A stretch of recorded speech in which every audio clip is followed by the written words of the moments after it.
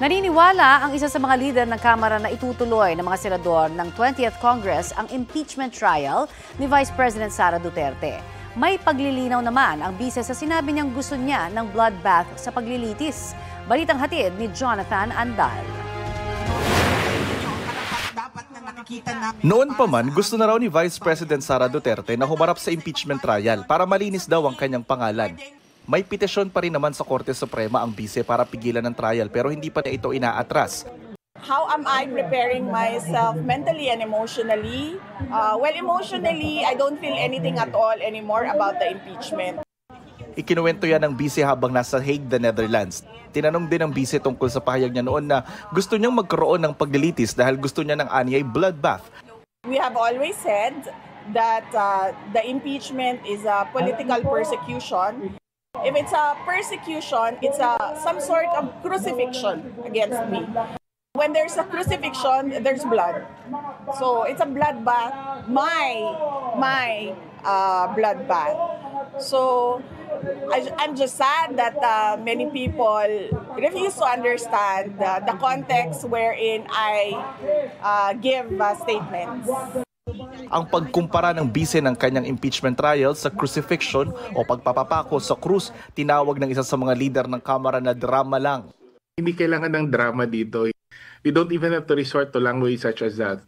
Kung naniniwala ang ating Vice Presidente at ang kanyang mga kakampi na wala silang kasalanan, na wala silang pananagutan, iharapin nilang. Dahil uunahin daw muna ng Senado ang mga nakabinding panukalang batas, inusog ang pagbasa ng Articles of Impeachment laban kay VP Sara sa Senado sa June 11, 2 araw bago ang sine die adjournment ng 19th Congress sa June 13.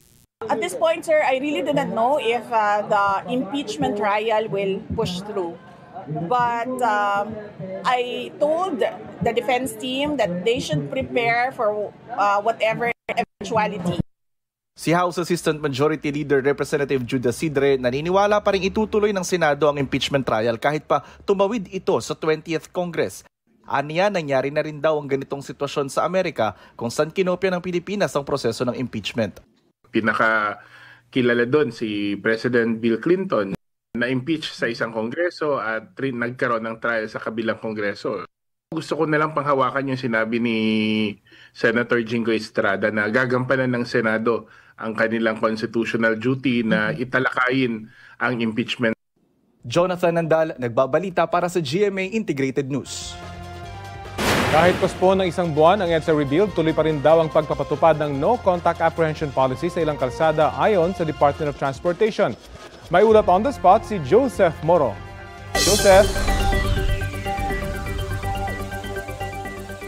Rafi, bago yan ay nagpapahanap nga ng mas mabilis at mas epektibong paraan si Pangulong Bongbong Marcos para i-rebuild ang EDSA. Kaya yung naipresentang plano ng DPWH na lane by lane na pagkukumpuni nito ay itinuturing muna na scrap o ibinabasura. Ayon naman kay Transportation Secretary Vince Dizon, tulad ng inanunsyo ng Pangulo kahapon, suspendido muna ang EDSA rebuilding at ang kaakibat na odd-even scheme na para sa EDSA na ipapatupad sana para ma-manage ang traffic doon. Isang buwan ng suspension, Rafi, ito ay para humanap ang DPWH na mas epektibong paraan para gawin ng EDSA at kung kaya ay gawin ito sa loob ng 6 na buwan lamang sa halip na 2 taon. Hindi raw uubra yung sinabi ng DPWH na lane by lane na pagkukumpani. Ayon kay Dizon, ang pagsuspinde sa EDSA rebuild ay ginawa ng Pangulo matapos sumunang maabisuhan siya na may mas epektibong mga paraan at na hindi masyadong magdudulot ng aberya sa mga tao. Samantala, sinabi ni Secretary Dizon na tuloy pa rin ang pagpapatupad naman ng No Contact Apprehension Policy o NCAP na ibang usapin sa EDSA rebuild. Ito ay may kaugnayan naman sa pagpapatupad ng Metro Manila Traffic Code sa buong Metro Manila. Kanina nga, nag-turnover ng ilampas 50 na mga reklamo ng mga motoristang nagtatakip ng plaka para makatakas sa NCAP ang MMDA sa Land Transportation Office. Babala ng LTO at MMDA, maaaring makasuhan ng kasong kriminal ang mga motoristang gagawin ito. Narito po ang pahayag ni Secretary Dizon tungkol sa pagsususpindi ng EDSA rebuild. I think he was responding, number one, to people who have told him that there is a better way, that there is a non-conventional way. And that non-conventional way will address public concerns on the length of time that we all have to suffer. Ayon naman, Rafi, kay DPWH Secretary Manuel Bonoan ay nire-revise na nila yung EDSA Rebuild Plan at ang target nila ay yung magawa nga yung gusto ng Pangulo na 6 months hanggang 1 taon lamang ito gagawin sa halip na 2 taon na muna pagdurusan ng ating mga motorista. Rafi. Maraming salamat, Joseph Morong. Halos 800 million pesos na halaga ng iba't ibang uri ng equipment at sasakyan ang ngayon pagmamay-ari na ng National Irrigation Authority. Bahagi po yan ng ikatlong tranche ng refleeting ng ahensya. May ulat on the spot si Ian Cruz. Ian? Yes, Connie, pinangunahan nga ni na Pangulong Bongbong Marcos at NIA Administrator Eddie Guillen yung seremonya ng pagtatalaga sa mga biniling equipment at sasakyan dito sa lungsod ng Taguig. Connie, ito na nga yung ikatlong yugto ng pagmamahagi ng mga sasakyan at equipment ng NIA sa kanilang refleeting program. Sa kabuuan na halos 800 million pesos na ikatlong tranche ay kinabibilangan ng pagbili ng 229 na units ng iba't ibang uri ng equipment at mga sasakyan. Ang inisyatibo ay bahagi ng pagsisikap ng NIA na gawing moderno ang mga kagamitan para mapabuti ang operasyon, aktibidad sa field at matiyak ang napapanahong pagpapatupad ng mga proyekto sa irigasyon sa buong bansa. Una nang ipinamahagi ng Pangulo ang mga equipment at sasakyan sa unang refleeting program noong December 2023 sa Subic, Zambales at sa ikalawang bahagi ng programa sa Mexico, Pampanga na may kabuuan na halaga na 1.5 billion pesos. Ang pagpapaganda ng irigasyon ay pangunahing prioridad ng NIA dahil ang food security ay kabilang sa 8-point socio-economic agenda ng Administrasyong Marcos. At Connie, sinabi nga ng Pangulo sa kanyang talumpati na mahalaga na magkaroon ng maganda at sapat na patubig para sa ating mga magsasaka dahil ito raw ay nangangahulugan ng mas magandang ani para sa kanila at nangangahulugan din syempre ng mas malaking kita para sa ating mga magsasaka. Yan muna ang latest mula rito sa Taguig. Balik sa iyo, Connie. Maraming salamat, Ian Cruz. Ito ang GMA Regional TV News. Balita sa Visayas at Mindanao mula sa GMA Regional TV. Buhay ang naging kapalit sa pagmamagandang loob na isang barangay tanod sa Iloilo City. Cecil, paano man itong sa ganyan? Rafi, patay matapos saksakin ang barangay tanod na rumiresponde lang sana sa gulo sa Mulod District. Base sa investigasyon, tinangkang awatin ng tanod ang away. Pero hindi umano nakinig ang isang grupo. Nang umalis ang biktima, sinundan siya ng mga miyembro nito. Doon na umano siya pinukpok ng kawayan ng isang menor de edad na kasapi ng grupo. Pagkatapos sinaksak umano ang biktima ng 25 anyos na si alias Jetjet. Kwento naman ng isang saksi, ang tanod umano ang unang nanakit kay alias Jetjet. Kaya hinabol siya ng sospek at gumanti. Patuloy ang investigasyon.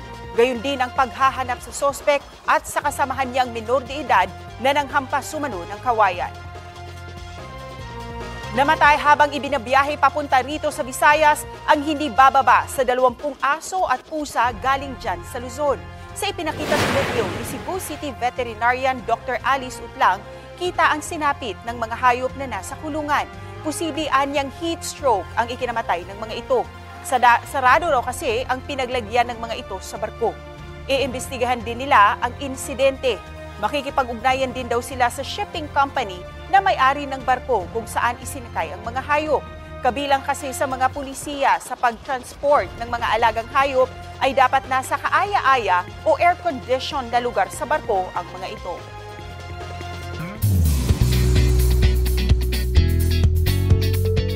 Happy Monday mga mare at pare! Overwhelming support mula sa outside world ang natanggap ni na Vince Maristella at Cyril Manabat bilang latest evictees sa Pinoy Big Brother Celebrity Collab Edition.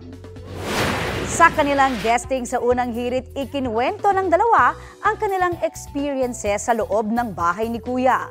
Grateful daw sila sa kanilang experience sa loob ng PBB house. Si Vince mamimiss daw ang luto ng kanilang mom na si Clarice. Si Cyril naman ang paggawa ng champorado. Magsisilbing aral daw sa kanila ang pagiging housemate sa bahay ni Kuya. Sa kanilang pagbabalik sa outside world, isa sa mga sumalubong sa dalawa ang kanilang pamilya at kaibigan. Sinalubong din ni prinsesa ng City Jail star Sofia Pablo si Vince na kanyang malapit na kaibigan. Para maging updated sa mga ganap sa bahay ni Kuya, panoorin ang PBB Celebrity Collab Edition tuwing 10 p.m. weeknights at 6:15 p.m. tuwing weekends sa GMA. Update po tayo sa lagay ng panahon kung saan habagat season na pero ilang lugar ang may mataas na damang init o yung tinatawag nating heat index. Kausapin po natin si Pag-asa Assistant Weather Services Chief Chris Perez. Magandang umaga at welcome po sa Balitang Hali. Magandang umaga sa inyo, Connie, at sa lahat po na ating mga taga-subaybay. Malapit-lapit na ba tayong mag-opisyal na pahayag na tag-ulan na po? At ngayon kasi syempre habagat season pa rin tayo eh. Yes, Connie, karaniwan na kapag umiri ng habagat ay ang nagiging kasunod senaryo nito na sa satisfying criteria natin for declaration of onset of the rainy season at posible nga ngayong linggo ay magpalabas na tayo ng official statement regarding the start of the rainy season dito nga sa ating bansa. At masasabi ho bang napaaga yung pagtatapos ng dry season sa bansa? Well, kung titingnan natin during the last 5 years ay halos nasa buwan ng June yung start ng ating mga pag-ulan. So we can say na normal lang halos ang magiging simula ng tag-ulan dito sa ating bansa ngayong taong 2025. Opo, at gaano ho karaming ulan ang ibinuhos sa bahagi po ng Mindanao para magdulot naman ng mga pagbaha? Yung nakita kasi nating 24 hours na paulan sa ilang synoptic station natin sa Mindanao ay umabot lamang sa mga light to moderate yung mga naging pag-ulan. Pero ang nakikita nating posibleng factor ay posibleng may mga tubig ulan or may mga pag-ulan na naganap sa mga matataas na lugar at ito'y naging sanhi ng mga pagbaha sa mga low-lying areas dun sa mga paanan ng bundok. As a matter of fact, kahapon nga, Connie, 4 na rainfall advisory ang pinalabas ng ating Mindanao PRSD kahit light to moderate lamang yung mga na-monitor na pag-ulan. Binang pagbibigay na ng pagbabala sa potential ng mga pagbaha sa mga ilang areas including yung mga nakikita natin sa ating screen ngayon. Opo, at ngayon pong nasa habagat season na tayo, posible bang mawala na yung, mabawasan kaya yung heat index po natin na damang init na nararamdaman? Well, occasionally, no? Kasi kung magsisimula na nga talaga yung tag-ulan sa ating bansa, hindi naman po ibig sabihin na halos araw-araw ay uulan. Magkakaroon po tayo ng mga araw, minsan 1 hanggang 2 linggo na may tinatawag tayong monsoon break o halos wala tayong mararanasan na pag-ulan. Pag nagkaganto, Connie, hindi natin sinasantabi yung posibilidad na posible pa rin pumalo sa danger level, so yung mga forecast heat index natin, kahit na panahon pag nagsimula na yung panahon ng tag-ulan dito sa ating bansa. But more or less, kapag magiging madalas sa pag-ulan, then likely mas mababa po yung may tatala nating heat index. Okay, pero sa ngayon, meron ba tayo na monitor na anumang bagyo? At kung meron man, ilan hubang inaasahan natin kayang bagyo sa buwang ito? Sa ngayon po ay habagat lamang yung dominant weather system, no? At wala tayong nakikitang bagyo in the next 2 to 3 days. Pero kung magkakaroon man, we're expecting at least 1 hanggang 2 bagyo para po sa buwan ng June. Alright, marami po salamat sa inyo pong update na yan sa amin. Yan po naman si magandang araw. Pag-asa Assistant Weather Services Chief Chris Perez.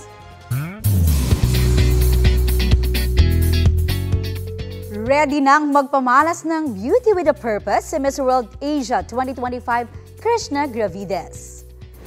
Soaking it all in. Yan ang sinabi ni Krishna sa kanyang first day of reign bilang isa sa 6 na continental queens. With a modern take ang suot niyang pink and floral Filipiniana.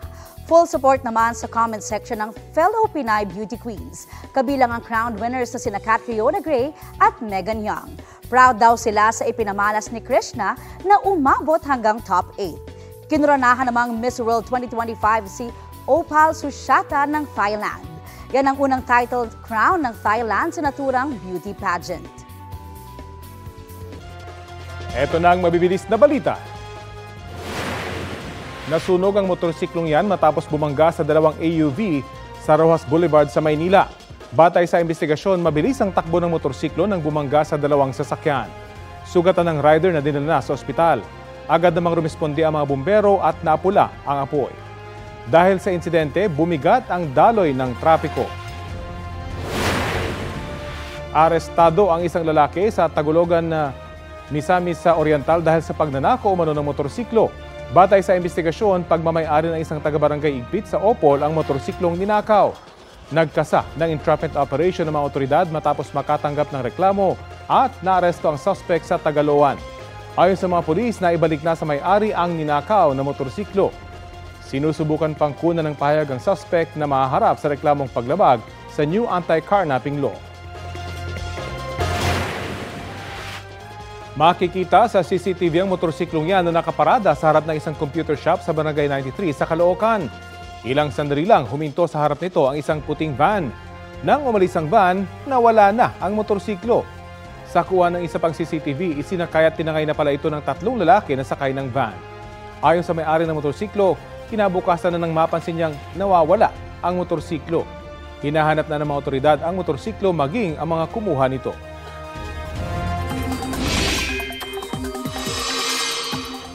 Pinaghahanda muli ng pag-asa ang ilan nating mga kapuso sa maulang panahon ngayong pong Lunes. Ayon sa ahensya, asahan ang malalakas na ulan sa mga susunod na oras sa Ilocos Norte, Ilocos Sur, La Union, Pangasinan, Zambales at Bataan. Dahil dyan, mataas po ang banta ng baha o landslide sa mga nasabing lugar kaya maging alerto.